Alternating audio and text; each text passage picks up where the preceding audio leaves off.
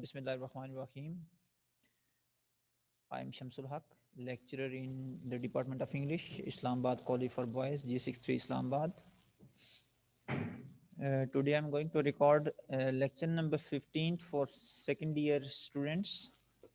And the chapter is 6.1 Archaeological Treasures of Pakistan. This chapter has been divided into two parts. The first part has been covered in lecture number 14, and the remaining part will be covered in this lecture. Before starting the lecture, I would like to have a summary of this chapter. These points have been discussed in the chapter. First one, the writer gave some introduction about history of civilization. Then, while discussing various civilizations in the area which is now in Pakistan, first he mentioned Texla, which was the center of Buddhist civilization, and it was a fusion of Gandhara art and Mediterranean art. Then he discussed the Indus Valley civilization, whose traces were found from Mohenjo-daro and Harappa. The third point which have been discussed is Debal near Karachi. This was the city, this was the area where Muhammad bin Qasim landed in 1712. Then the writer discussed Iranian influence on the subcontinent, especially the areas forming Pakistan. Then Mughal influence was discussed, and some of the buildings, which include forts, mosques, tombs, and gardens, have been discussed in the chapter. Now let's move towards the text.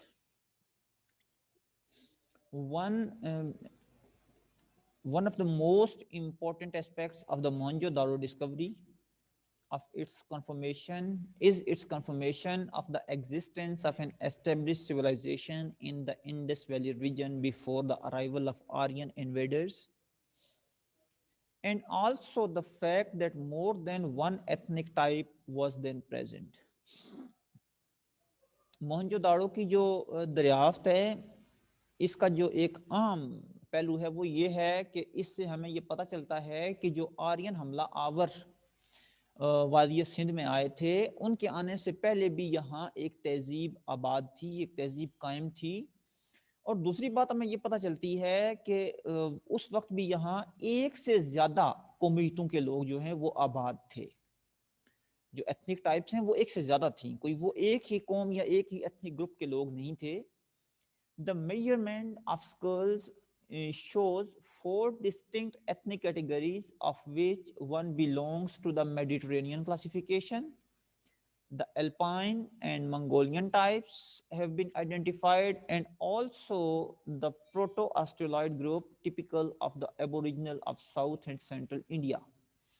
4 मुख्तलिफ categories में, एक तो बहिरा रोम के रहने वाले लोग, फिर alpine जो कि जर्मनी, फ्रांस, स्विट्जरलैंड, इनका एक पहाड़ी सिलसिला है, वहाँ के कुछ आबादकार वहाँ के रहने वाले, कुछ मंगोलियंस, और 7 प्रोटो ऑस्ट्रेलॉइड्स जो कि वस्ती और जनूबी इंडिया से बिलोंग करते हैं। तो ये 4 किस्म के लोग उससे पहले यहाँ आबाद थे। जो यहाँ से हमें खोपड़ियाँ मिली हैं, स्कल्स मिली हैं, उनको देख के अंदाजा होता है कि ये 4 मुख्तलिफ ग्रुप्स थे, those inhabited in this particular area. All these circumstances lead to very interesting speculations, but a great deal remains to be done. ये सारे जो हालात हैं ये हमें एक बड़े दिलचस्प अंदाजे की तरफ लेके जाते हैं, लेकिन अभी भी बहुत कुछ होना बाकी है। Sites have in recent years been investigated which may even antedate the Mohenjo-daro remains. As for instance, the Kot Diji near Khairpur. کچھ ایسی جگہ بھی انویسٹیگیٹ ہوئی ہیں جو کہ موہنجو داڑو سے بھی پہلے کی ہیں تاریخ میں, وہ موہنجو داڑو سے بھی پہلے کی ہیں, اور ان میں سے ایک جو ہے وہ کوٹ ڈیجی ہے جو کہ سندھ میں خیرپور جو شہر ہے اس کے قریب ہے. At present, a serious difficulty stands in the way of interpretation of all these important discoveries, namely the problem of unlocking the pictographic script found at Mohenjo-daro. اس وقت جو ایک عام مسئلہ, جو ایک عام مشکل درپیش ہے وہ یہ ہے کہ ہمیں جو تصویری مسودے ملے ہیں اس وقت کے, ان کو کیسے ان لاک کیا جائے, انہیں کیسے ڈیکوڈ کیا جائے, انہیں کیسے انٹرپریٹ کیا جائے, ان کی کیسے تشریح کی جائے. یعنی ہمیں جو تصویریں ملی ہیں ہم کیسے اس نتیجے پہ پہنچے ہیں کہ اس وقت کے لوگ ان تصویروں سے کیا مراد لیتے تھے, تو اس کو ڈیکوڈ کرنا ایک اہم مسئلہ ہے, مشکل ہے ایک. when this جب یہ بائی نو مین سمپل, اگرچہ یہ کوئی آسان سادہ کام نہیں ہے, لیکن جب یہ ہو گیا, puzzle is ultimately solved, یعنی جب یہ مسئلہ آخرکار حل ہو گیا, the results may well lead to great changes in historical and archaeological theories. تو آثار قدیمہ کی اور تاریخ کی جو تھیوریز ہیں, جو نظریے ہیں, اگر ہم ان کو اس ریڈل کو, اس پزل کو حل کرنے میں کامیاب ہو گے, اس وقت کے ہم پکٹوگرافک سکرپٹس کو جو ہے تصویری مسودوں کو اگر ہم نے سمجھ لیا, ان کو انٹرپریٹ کر لیا, تو پھر یہ ایک نئی جہد دے دیں گے, ایک نئی, ایک آپ کہہ لیں گے ایک بڑی تبدیلی لے آئیں گے ہمیں پرانی ثقافت کو پڑھنے میں. Even then, even more recent and of great interest to Pakistan is the work done at Bambor, a site on one of the silted channels of the Indus, about 40 miles from Karachi and very easy of access to Karachi dwellers رہائشی رہنے والے. موجودہ جو Discovery ہے ان میں سے ایک بڑا دلچسپی کا باعث جو ہے وہ بیمبور کے مقام پہ, جو کہ کراچی کے رہائشیوں کے بہت نزدیک جگہ ہے, وہاں پہ جو ہے وہ ایک جگہ انہوں نے کراچی سے کوئی 40 میل دور ڈسکور ہوئی ہے, وہ امپورٹنٹ ہے. The particular interest of Bambor lies in the possibility that it is the site of Debel where Muhammad bin Qasim landed. اس جگہ کی اہمیت اس لیے ہے کہ یہ وہ جگہ ہے جہاں محمد بن قاسم نے لینڈ کیا تھا, جہاں محمد بن قاسم آیا تھا. The question of the actual whereabouts of this place has long afforded material for archaeological disputation, and although Bambor was considered a possibility,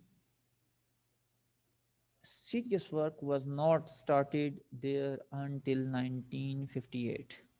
اس جگہ کے جو اصل محل وقوع ہے, جو اس کا ویئر اباؤٹ ہے, اس کے بارے میں مختلف جو ہے وہ آراء موجود تھیں, مختلف آپ کہہ لیں کہ بحث چل رہی تھی, لیکن جو سیریس کام یہاں پہ ہوا وہ 1958 کے بعد ہوا. The results have so far been well worth the effort, and a mosque has already been uncovered which apparently dates from about 150 years after the commencement of the Muslim era, and this begins to get close to the time of Muhammad bin Qasim himself. ایک مسجد جو ہے وہ دریافت ہوئی ہے, اور یہ کہا جاتا ہے کہ یہ مسجد جو ہے یہ مسلمانوں کا جو دور ہے, یعنی اسلام کے آنے کے 150 سال بعد کی ہے, اور یہ محمد بن قاسم کا ہی دور بنتا ہے جب محمد بن قاسم یہاں آیا تھا. But it seems the site may well yield a good deal more than this. یہ ایسا لگ رہا ہے کہ اس سے بھی زیادہ اس جگہ سے ہمیں کچھ مواد ملے گا. At the present stage, it is not possible to say how far the digging may extend.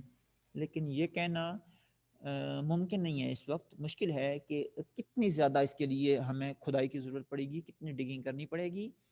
Work is also to be done at Brahmanabad, about 43 miles northeast of Hyderabad, Hyderabad سے 43 میل دور جو ہے وہ برہمن آباد کے مقام پہ بھی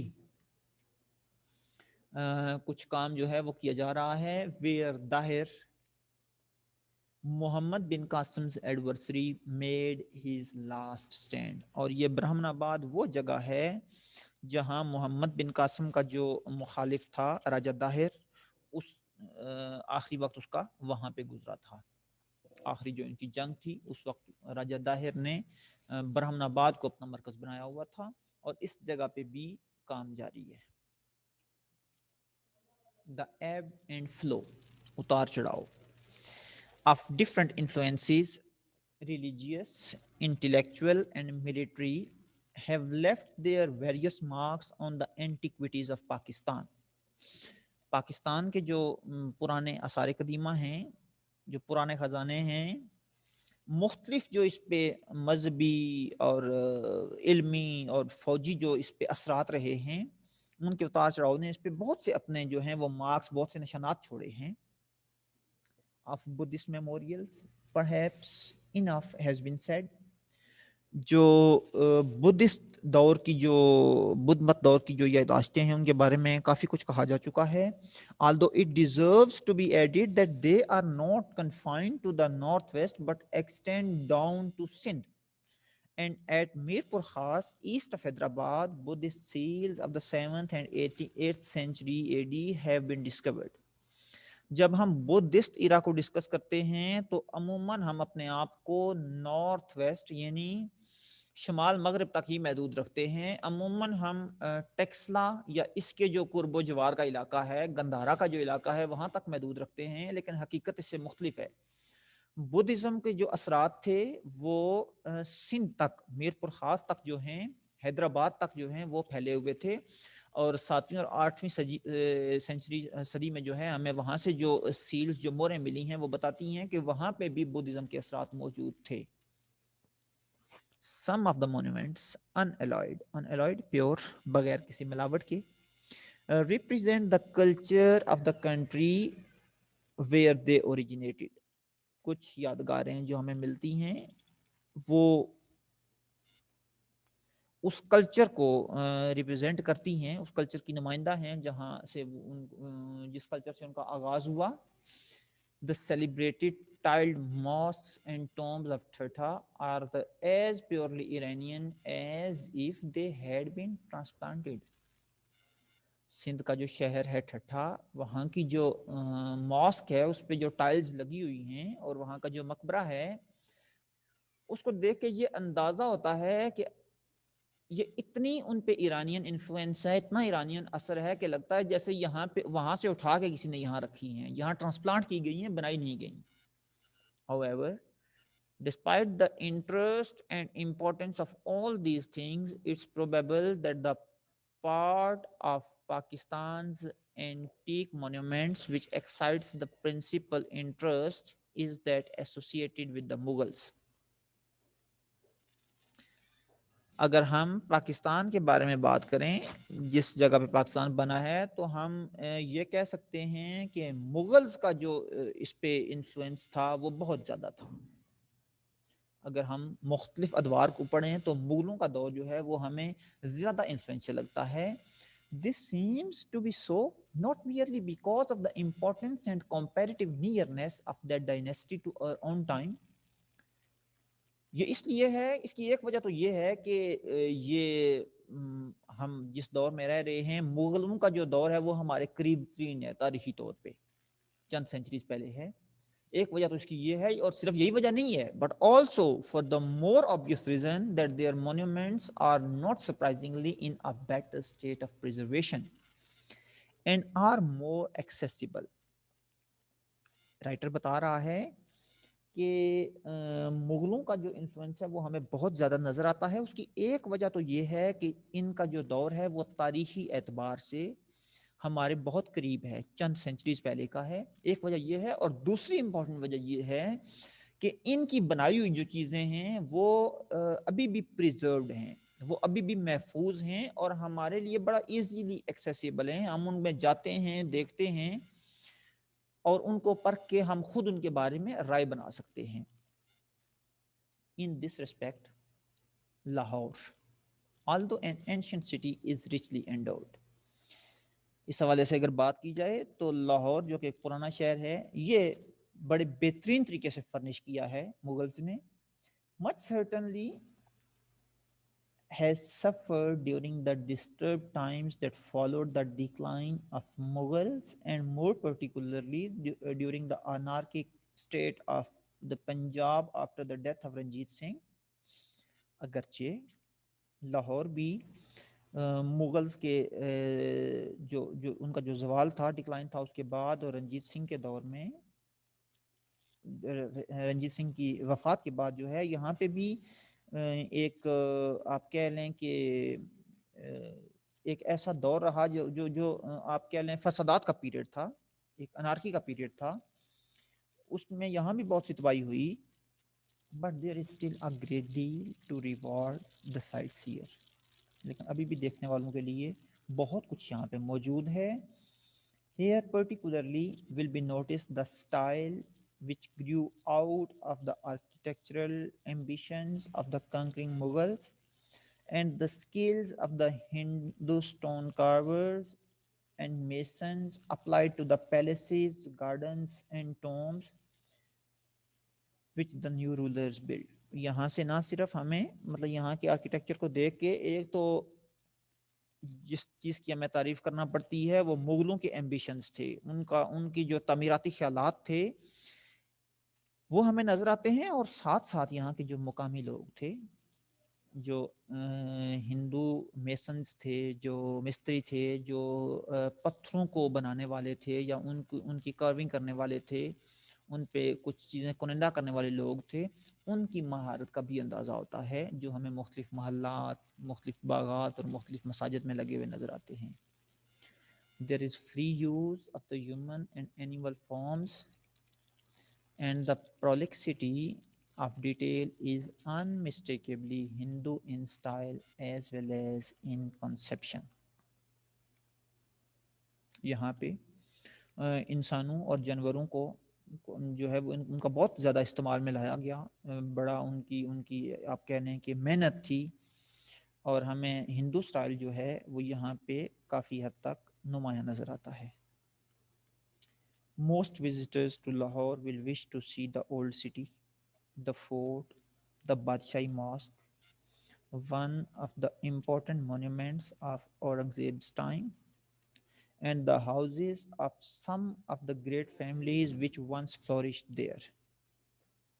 بہت سے جو سیاح ہیں, بہت سے جو سفر کرنے والے ہیں, لاہور میں آنے والے ہیں, وہ پرانے شہر میں ان کو فورٹ جو شاہی قلعہ ہے وہ نظر آتا ہے, وہ دیکھتے ہیں. بادشاہی مسجد کو دیکھتے ہیں جو کہ اورنگزیب عالمگیر کے ٹائم میں بنائی گئی تھی, اور کچھ اس وقت کے جو بڑے بڑے گھر تھے, جو اس وقت کی آپ کہہ رہے ہیں نوبلز کے گھر تھے, وہ بھی ہمیں یہاں نظر آتے ہیں. Some of the old buildings have been put to uses very different from those for which they were once intended.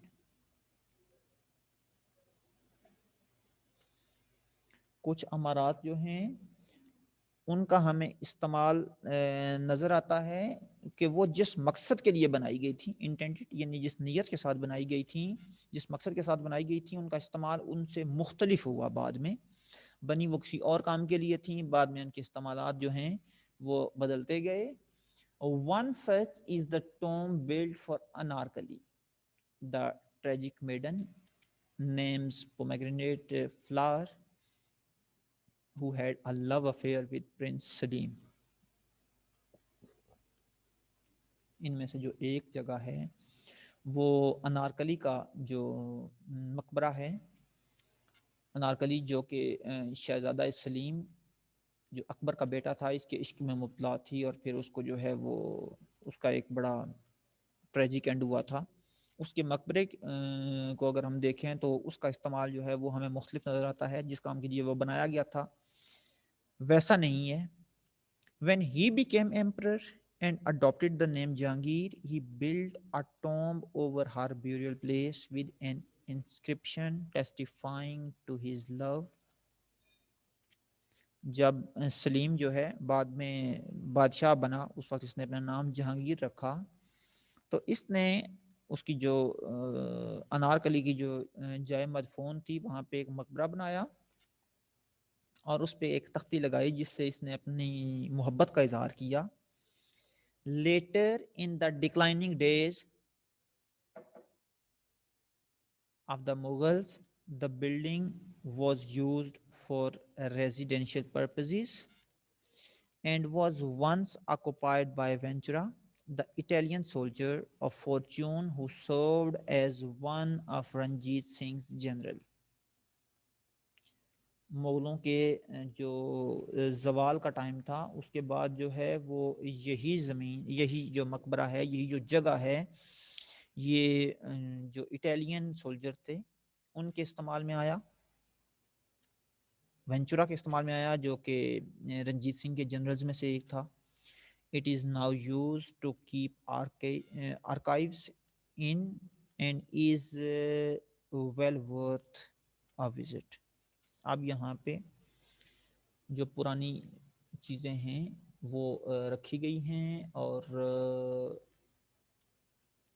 اب اس جگہ کو جو ہے وہ ایک وزٹ کے قابل ہے. یہ لوگ یہاں جاتے ہیں اور آثار قدیمہ جو ہیں ان کا یہ مرکز ہے اور اس کو دیکھتے ہیں.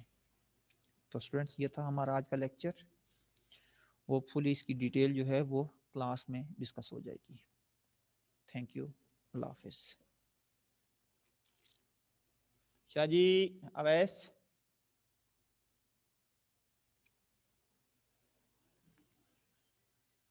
میں نے کر کے وہ کر کے کیا، یہ دیکھیں نا اینڈ کر کے میں نے آواز دی.